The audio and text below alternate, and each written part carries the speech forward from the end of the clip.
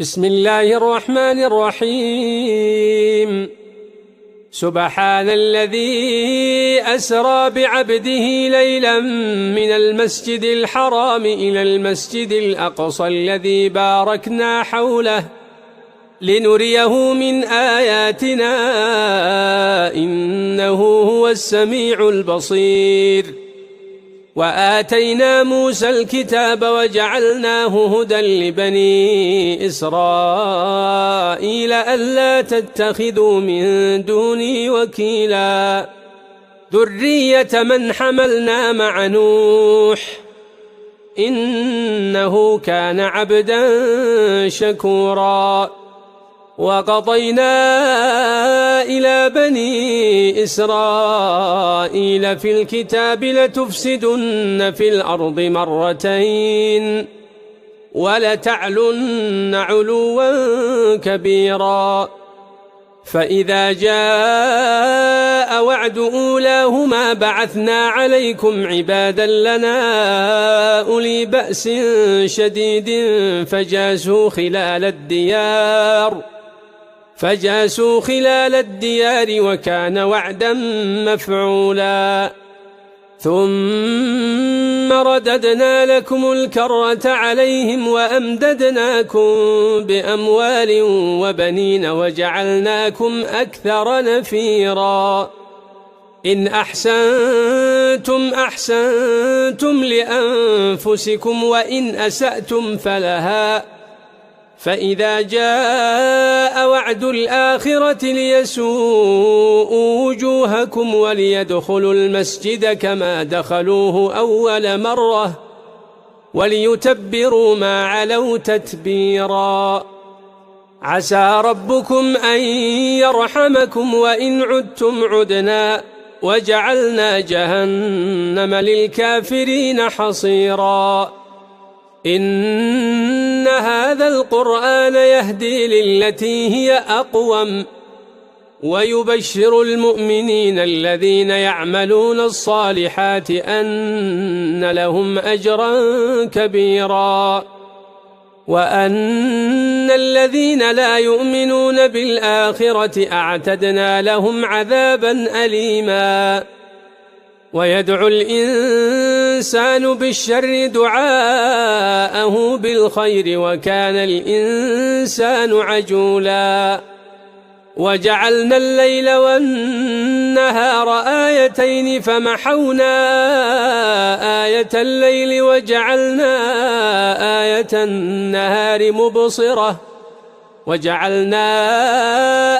النهار مبصرة لتبتغوا فضلا من ربكم ولتعلموا عدد السنين والحساب وكل شيء فصلناه تفصيلا. وكل إنسان ألزمناه طائره في عنقه ونخرج له يوم القيامة كتابا يلقاه منشورا. اقرأ كتابك كفى بنفسك اليوم عليك حسيبا. من اهتدى فإنما يهتدي لنفسه ومن ضل فإنما يضل عليها ولا تزر وازرة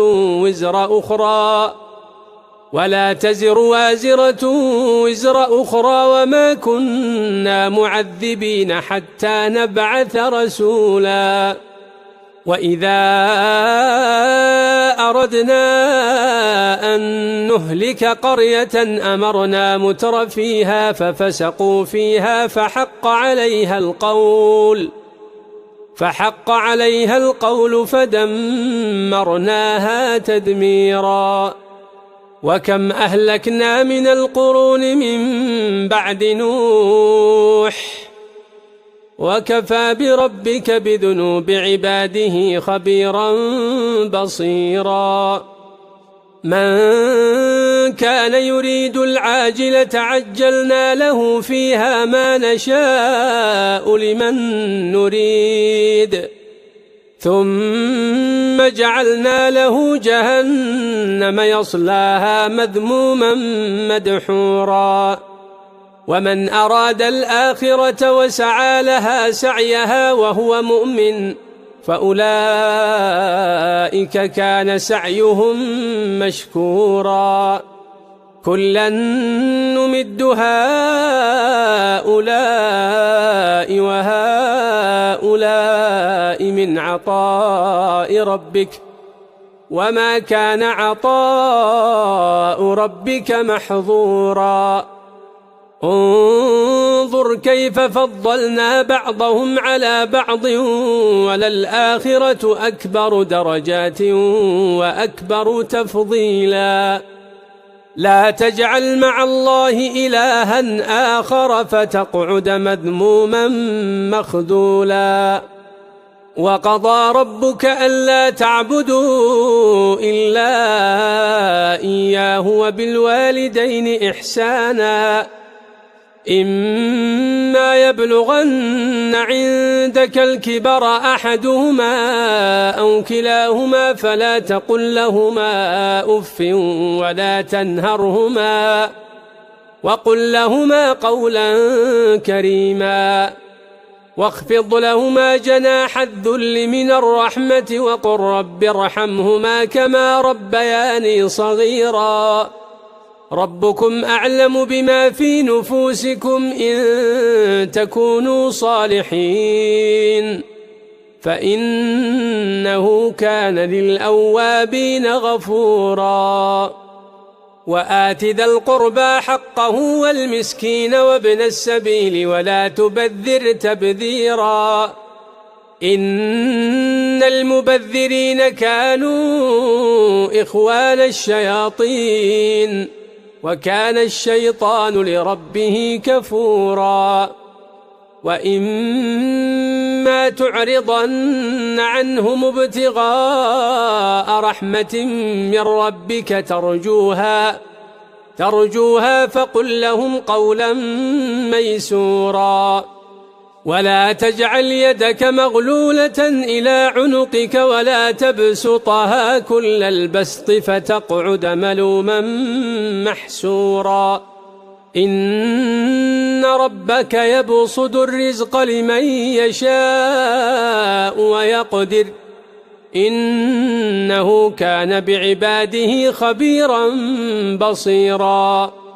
ولا تقتلوا أولادكم خشية إملاق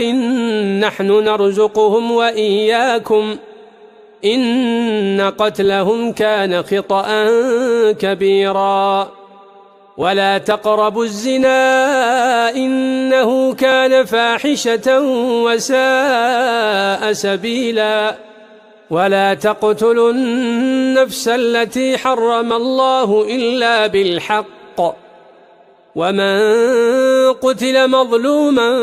فقد جعلنا لوليه سلطانا فلا يسرف في القتل إنه كان منصورا ولا تقربوا مال اليتيم إلا بالتي هي أحسن حتى يبلغ أشده وأوفوا بالعهد إن العهد كان مسؤولا وأوفوا الكيل إذا كلتم وزنوا بالقسطاس المستقيم ذلك خير وأحسن تأويلا ولا تقف ما ليس لك به علم إن السمع والبصر والفؤاد كل أولئك كان عنه مسؤولا ولا تمش في الأرض مرحا إنك لن تخرق الأرض ولن تبلغ الجبال طولا كل ذلك كان سيئه عند ربك مكروها ذلك مما أوحى إليك ربك من الحكمة ولا تجعل مع الله إلها آخر فتلقى في جهنم ملوما مدحورا أفأصفاكم ربكم بالبنين واتخذ من الملائكة إناثا إنكم لتقولون قولا عظيما ولقد صرفنا في هذا القرآن ليذكروا وما يزيدهم إلا نفورا قل لو كان معه آلهة كما يقولون إذا لابتغوا إلى ذي العرش سبيلا سبحانه وتعالى عما يقولون علوا كبيرا تسبح له السماوات السبع والأرض ومن فيهن وإن من شيء إلا يسبح بحمده ولكن لا تفقهون تسبيحهم إنه كان حليما غفورا وإذا قرأت القرآن جعلنا بينك وبين الذين لا يؤمنون بالآخرة حجابا مستورا وجعلنا على قلوبهم أكنة أن يفقهوه وفي آذانهم وقرا وإذا ذكرت ربك في القرآن وحده ولوا على أدبارهم نفورا نحن أعلم بما يستمعون به إذ يستمعون إليك وإذ هم نجوى إذ يقول الظالمون إن تتبعون إلا رجلا مسحورا انظر كيف ضربوا لك الأمثال فضلوا فلا يستطيعون سبيلا وقالوا أئذا كنا عظاما ورفاتا أئنا لمبعوثون خلقا جديدا قل كونوا حجارة أو حديدا أو خلقا مما يكبر في صدوركم فسيقولون من يعيدنا قل الذي فطركم أول مرة فسينغضون إليك رؤوسهم ويقولون متاه قل عسى أن يكون قريبا يوم يدعوكم فتستجيبون بحمده وتظنون إن لبثتم إلا قليلا وقل لعبادي يقولوا التي هي أحسن إن الشيطان ينزغ بينهم إن الشيطان كان للإنسان عدوا مبينا ربكم أعلم بكم إن يشأ يرحمكم أو إن يشأ يعذبكم وما أرسلناك عليهم وكيلا وربك أعلم بمن في السماوات والأرض ولقد فضلنا بعض النبيين على بعض وآتينا داود زبورا قل ادعوا الذين زعمتم من دونه فلا يملكون كشف الضر عنكم ولا تحويلا أولئك الذين يدعون يبتغون إلى ربهم الوسيلة أيهم أقرب ويرجون رحمته ويخافون عذابه إن عذاب ربك كان محذورا وإن من قرية إلا نحن مهلكوها قبل يوم القيامة أو معذبوها عذابا شديدا كان ذلك في الكتاب مسطورا وما منعنا أن نرسل بالآيات إلا أن كذب بها الأولون وآتينا ثمود الناقة مبصرة فظلموا بها وما نرسل بالآيات إلا تخويفا وإذ قلنا لك إن ربك أحاط بالناس وما جعلنا الرؤيا التي أريناك إلا فتنة للناس والشجرة الملعونة في القرآن ونخوفهم فما يزيدهم إلا طغيانا كبيرا وإذ قلنا للملائكة اسجدوا لآدم فسجدوا إلا إبليس قال أأسجد لمن خلقت طينا قال أرأيتك هذا الذي كرمت علي لئن أخرتني إلى يوم القيامة لأحتنكن ذريته إلا قليلا قال ذهب فمن تبعك منهم فإن جهنم جزاؤكم جزاء موفورا واستفزز من استطعت منهم بصوتك وأجلب عليهم بخيلك ورجلك وشاركهم في الأموال والأولاد وعدهم وما يعدهم الشيطان إلا غرورا إن عبادي ليس لك عليهم سلطان وكفى بربك وكيلا ربكم الذي يزجي لكم الفلك في البحر لتبتغوا من فضله إنه كان بكم رحيما وإذا مسكم الضر في البحر ضل من تدعون إلا إياه فلما نجاكم إلى البر أعرضتم وكان الإنسان كفورا أفأمنتم أن يخسف بكم جانب البر أو يرسل عليكم حاصبا ثم لا تجدوا لكم وكيلا أم أمنتم أن يعيدكم فيه تارة أخرى فيرسل عليكم قاصفا من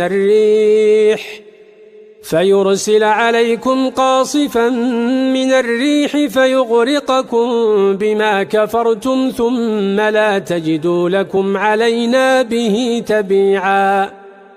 ولقد كرمنا بني آدم وحملناهم في البر والبحر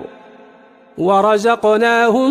من الطيبات وفضلناهم على كثير ممن خلقنا تفضيلا يوم ندعو كل أناس بإمامهم فمن أوتي كتابه بيمينه فأولئك يقرؤون كتابهم ولا يظلمون فتيلا ومن كان في هذه أعمى فهو في الآخرة أعمى وأضل سبيلا وإن كادوا ليفتنونك عن الذي أوحينا إليك لتفتري علينا غيره وإذا لاتخذوك خليلا ولولا أن ثبتناك لقد كدت تركن إليهم شيئا قليلا إذا لأذقناك ضعف الحياة وضعف الممات ثم لا تجد لك علينا نصيرا وإن كادوا ليستفزونك من الأرض ليخرجوك منها وإذا لا يلبثون خلافك إلا قليلا سنة من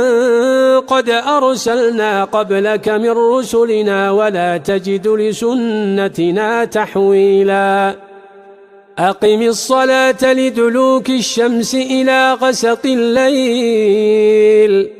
وقرآن الفجر إن قرآن الفجر كان مشهودا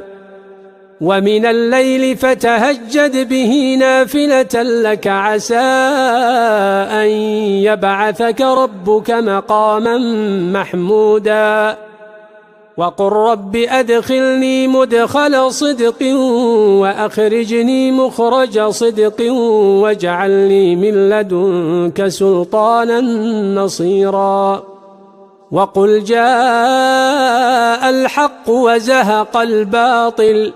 إن الباطل كان زهوقا وننزل من القرآن ما هو شفاء ورحمة للمؤمنين ولا يزيد الظالمين إلا خسارا. وإذا أنعمنا على الإنسان أعرض ونأى بجانبه وإذا مسه الشر كان يئوسا. قل كل يعمل على شاكلته فربكم أعلم بمن هو أهدى سبيلا. ويسألونك عن الروح قل الروح من أمر ربي وما أوتيتم من العلم إلا قليلا. ولئن شئنا لنذهبن بالذي أوحينا إليك ثم لا تجد لك به علينا وكيلا. إلا رحمة من ربك إن فضله كان عليك كبيرا. قل لئن اجتمعت الإنس والجن على أن يأتوا بمثل هذا القرآن لا يأتون بمثله ولو كان بعضهم لبعض ظهيرا. ولقد صرفنا للناس في هذا القرآن من كل مثل فأبى أكثر الناس إلا كفورا. وقالوا لن نؤمن لك حتى تفجر لنا من الأرض ينبوعا أو تكون لك جنة من نخيل وعنب فتفجر الأنهار خلالها تفجيرا أو تسقط السماء كما زعمت علينا كسفا أو تأتي بالله والملائكة قبيلا أو يكون لك بيت من زخرف أو ترقى في السماء ولن نؤمن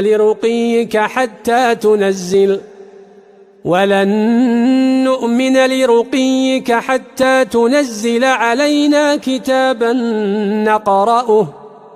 قل سبحان ربي هل كنت إلا بشرا رسولا. وما منع الناس أن يؤمنوا إذ جاءهم الهدى إلا أن قالوا أبعث الله بشرا رسولا. قل لو كان في الأرض ملائكة يمشون مطمئنين لنزلنا عليهم من السماء ملكا رسولا. قل كفى بالله شهيدا بيني وبينكم إنه كان بعباده خبيرا بصيرا. ومن يهد الله فهو المهتد ومن يضلل فلن تجد لهم أولياء من دونه ونحشرهم يوم القيامة على وجوههم عميا وبكما وصما مأواهم جهنم كلما خبت زدناهم سعيرا. ذلك جزاؤهم بأنهم كفروا بآياتنا وقالوا أئذا كنا عظاما ورفاتا أئنا لمبعوثون خلقا جديدا. أولم يروا أن الله الذي خلق السماوات والأرض قادر على أن يخلق مثلهم وجعل لهم أجلا لا ريب فيه فأبى الظالمون إلا كفورا. قل لو أنتم تملكون خزائن رحمة ربي إذا لأمسكتم خشية الإنفاق وكان الإنسان قتورا. ولقد آتينا موسى 9 آيات بينات فاسأل بني إسرائيل فاسأل بني إسرائيل إذ جاءهم فقال له فرعون إني لأظنك يا موسى مسحورا قال لقد علمت ما أنزل هؤلاء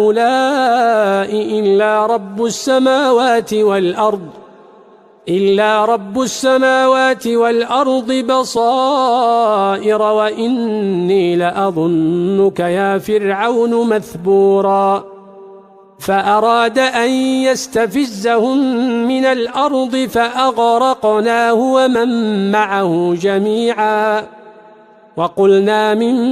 بعده لبني إسرائيل اسكنوا الأرض فإذا جاء وعد الآخرة جئنا بكم لفيفا وبالحق أنزلناه وبالحق نزل وما أرسلناك إلا مبشرا ونذيرا وقرآنا فرقناه لتقرأه على الناس على مكث ونزلناه تنزيلا قل آمنوا به أو لا تؤمنوا إن الذين أوتوا العلم من قبله إذا يتلى عليهم يخرون للأذقان سجدا ويقولون سبحان ربنا إن كان وعد ربنا لمفعولا ويخرون للأذقان يبكون ويزيدهم خشوعا قل ادعوا الله أو ادعوا الرحمن أيما تدعوا فله الأسماء الحسنى ولا تجهر بصلاتك ولا تخافت بها وابتغ بين ذلك سبيلا وقل الحمد لله الذي لم يتخذ ولدا ولم يكن له شريك في الملك ولم يكن له ولي من الذل وكبره تكبيرا.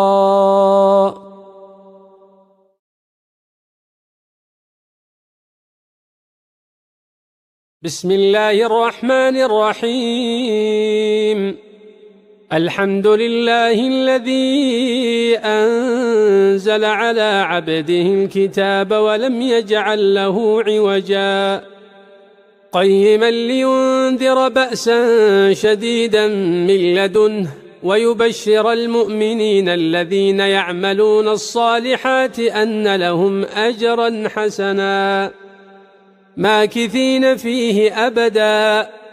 وينذر الذين قالوا اتخذ الله ولدا ما لهم به من علم ولا لآبائهم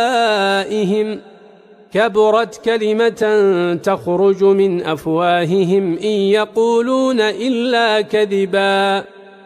فلعلك باخع نفسك على آثارهم إن لم يؤمنوا بهذا الحديث أسفا إنا جعلنا ما على الأرض زينة لها لنبلوهم أيهم أحسن عملا وإنا لجاعلون ما عليها صعيدا جرزا أم حسبت أن أصحاب الكهف والرقيم كانوا من آياتنا عجبا إذ أوى الفتية إلى الكهف فقالوا ربنا آتنا من لدنك رحمة وهيئ لنا من أمرنا رشدا فضربنا على آذانهم في الكهف سنين عددا ثم بعثناهم لنعلم أي الحزبين أحصى لما لبثوا أمدا نحن نقص عليك نبأهم بالحق إنهم فتية آمنوا بربهم وزدناهم هدى وربطنا على قلوبهم إذ قاموا فقالوا ربنا رب السماوات والأرض لن ندعو من دونه إلها لقد قلنا إذا شططا هؤلاء قوم اتخذوا من دونه آلهة لولا يأتون عليهم بسلطان بين فمن أظلم ممن افترى على الله كذبا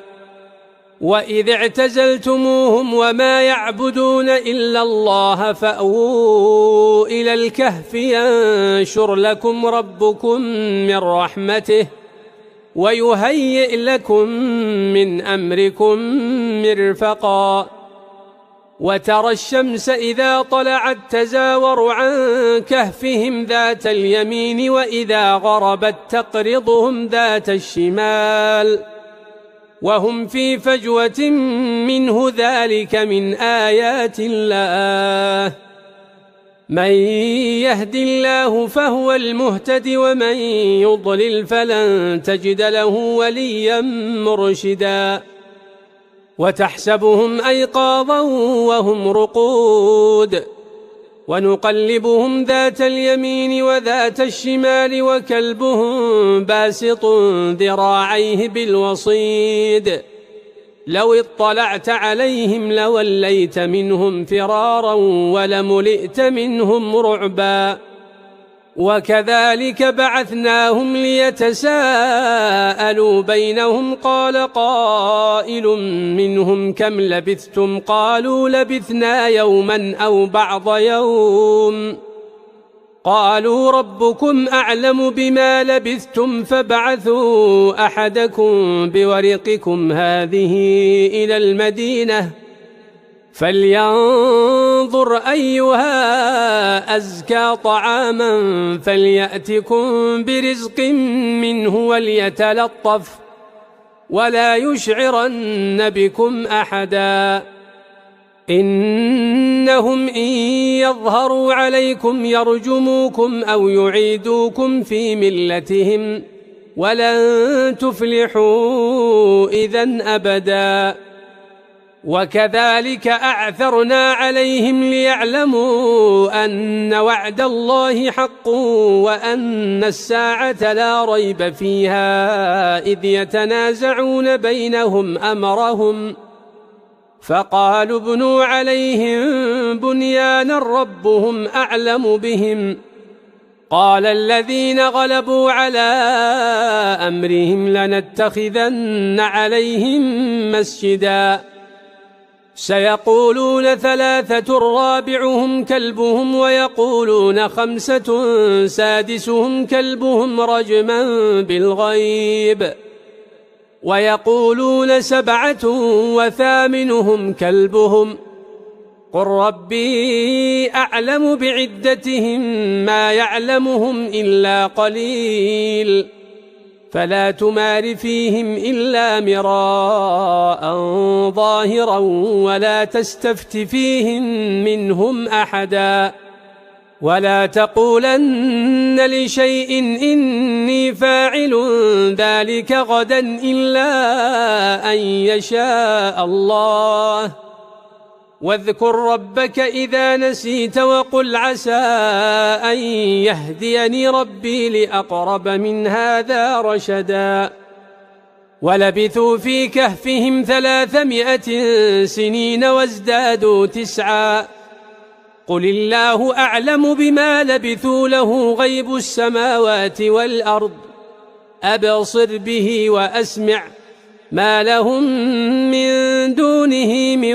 ولي ولا يشرك في حكمه أحدا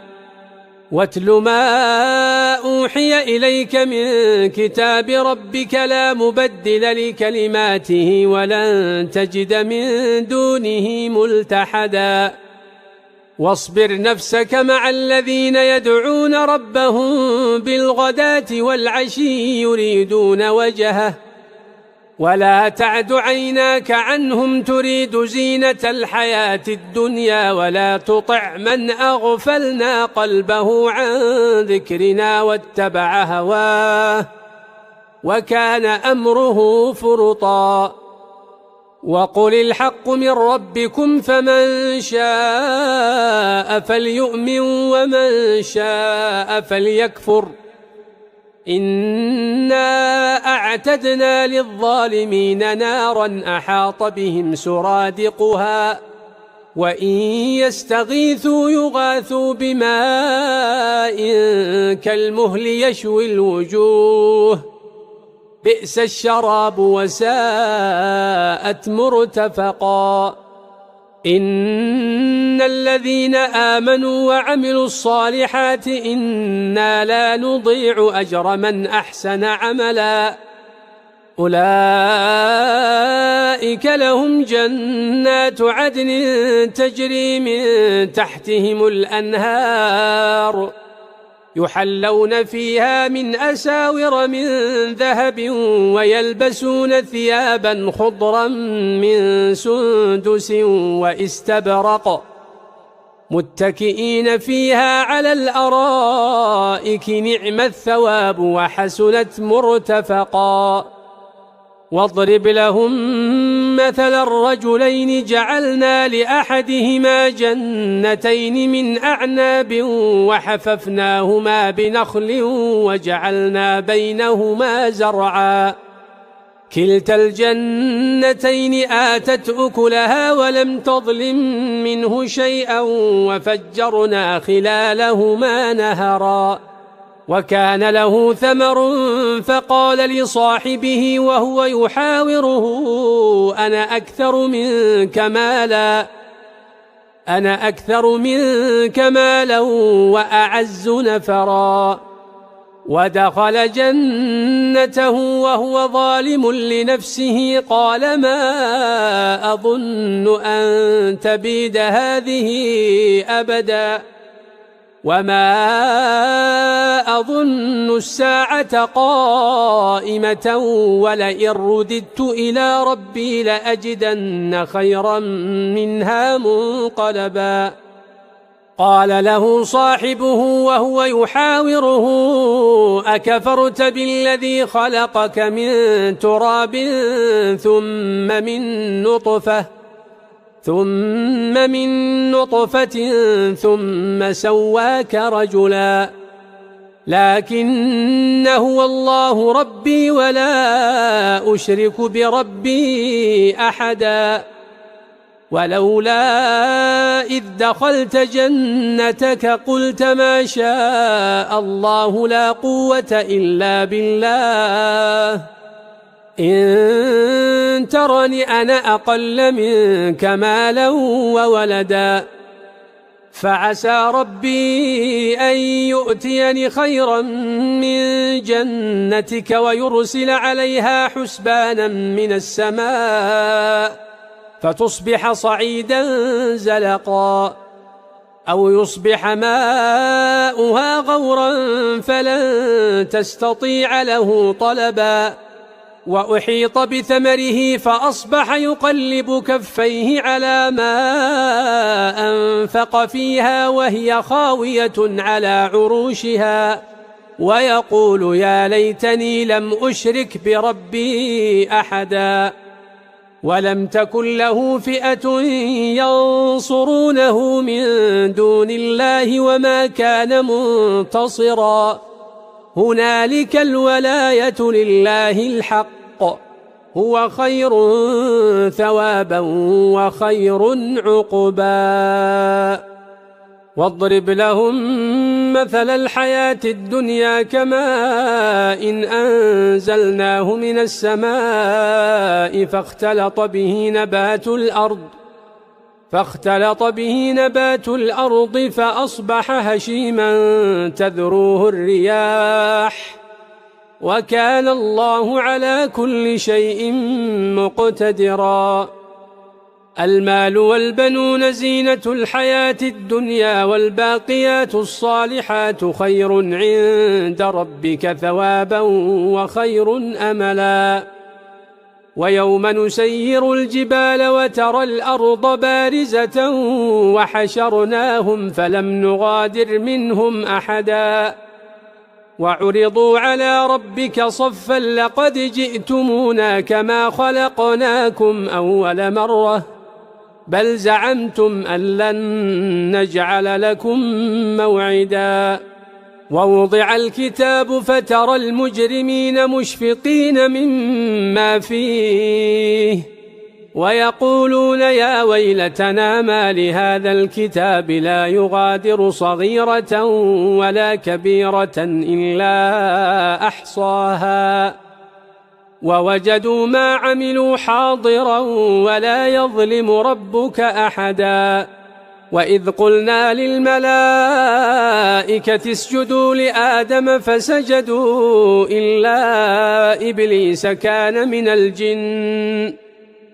إلا إبليس كان من الجن ففسق عن أمر ربه أفتتخذونه وذريته أولياء من دوني وهم لكم عدو بئس للظالمين بدلا ما أشهدتهم خلق السماوات والأرض ولا خلق أنفسهم وما كنت متخذ المضلين عضدا ويوم يقول نادوا شركائي الذين زعمتم فدعوهم فلم يستجيبوا لهم وجعلنا بينهم موبقا ورأى المجرمون النار فظنوا أنهم مواقعوها ولم يجدوا عنها مصرفا ولقد صرفنا في هذا القرآن للناس من كل مثل وكان الإنسان أكثر شيء جدلا وما منع الناس أن يؤمنوا إذ جاءهم الهدى ويستغفروا ربهم إلا أن تأتيهم سنة الأولين أو يأتيهم العذاب قبلا وما نرسل المرسلين إلا مبشرين ومنذرين ويجادل الذين كفروا بالباطل ليدحضوا به الحق واتخذوا آياتي وما أنذروا هزوا ومن أظلم ممن ذكر بآيات ربه فأعرض عنها ونسي ما قدمت يداه إنا جعلنا على قلوبهم أكنة أن يفقهوه وفي آذانهم وقرا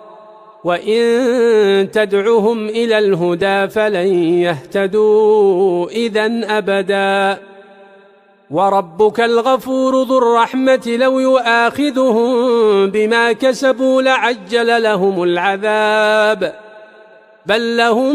موعد لن يجدوا من دونه موئلا وتلك القرى أهلكناهم لما ظلموا وجعلنا لمهلكهم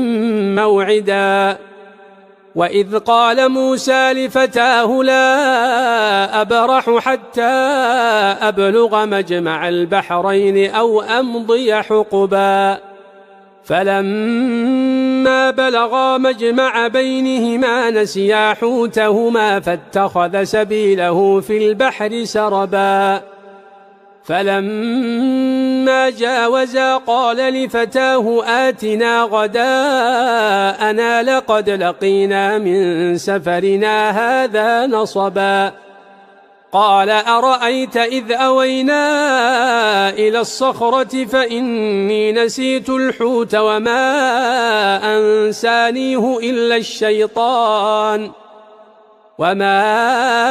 أنسانيه إلا الشيطان أن أذكره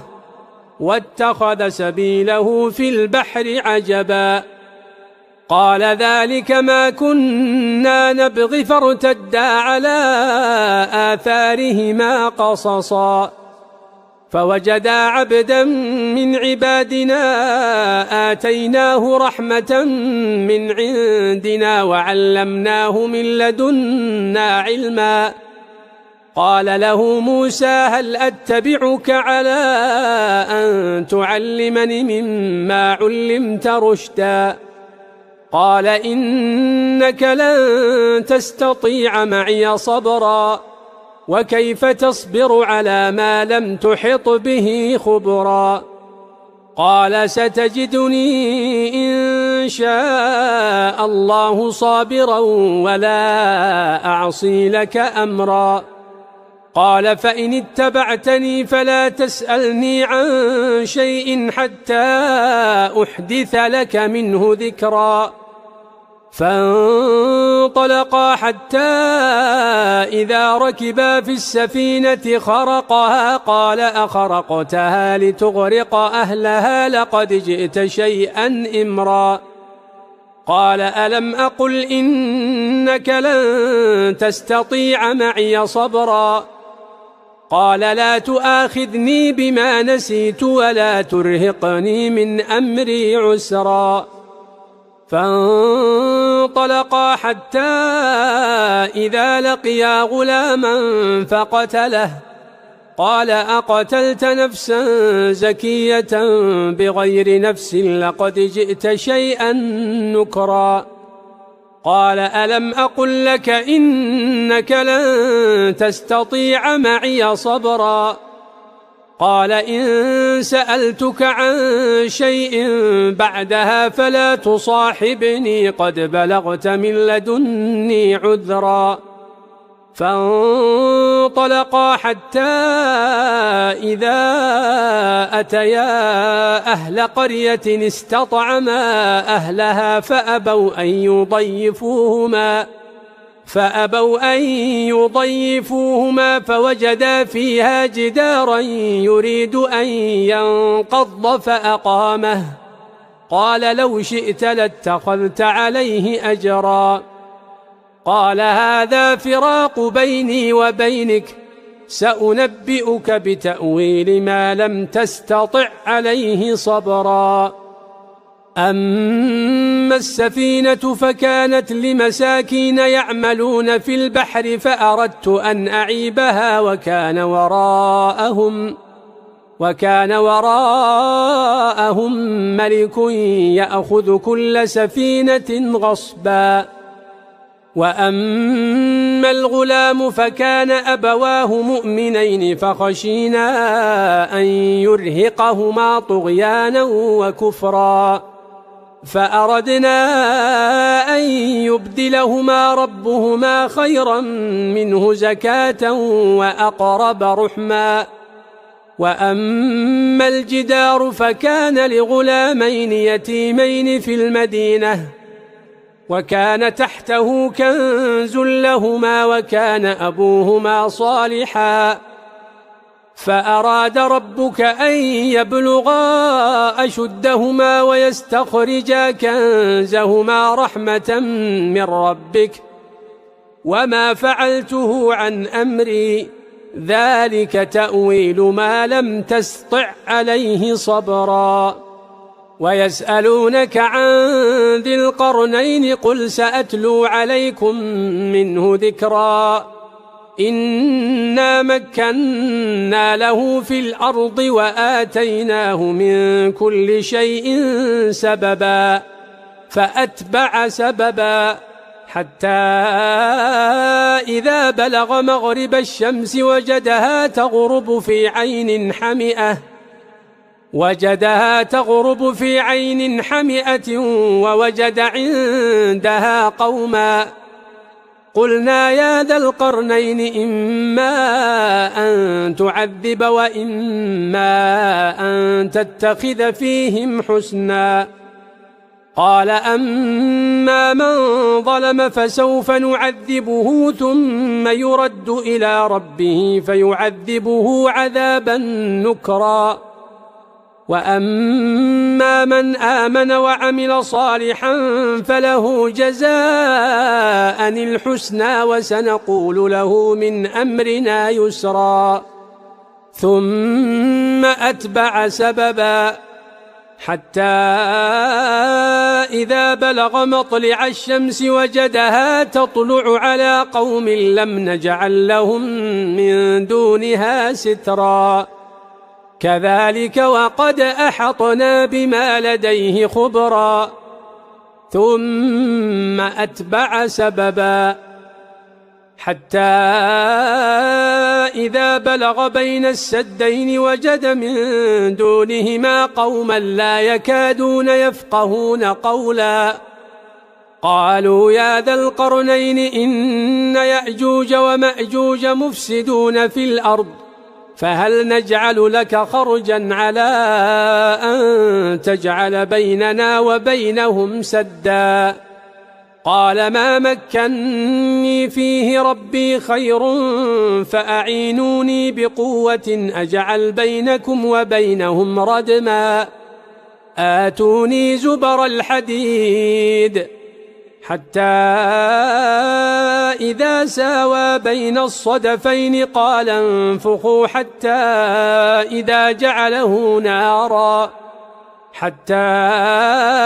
إذا جعله نارا قال آتوني أفرغ عليه قطرا فما استطاعوا أن يظهروه وما استطاعوا له نقبا قال هذا رحمة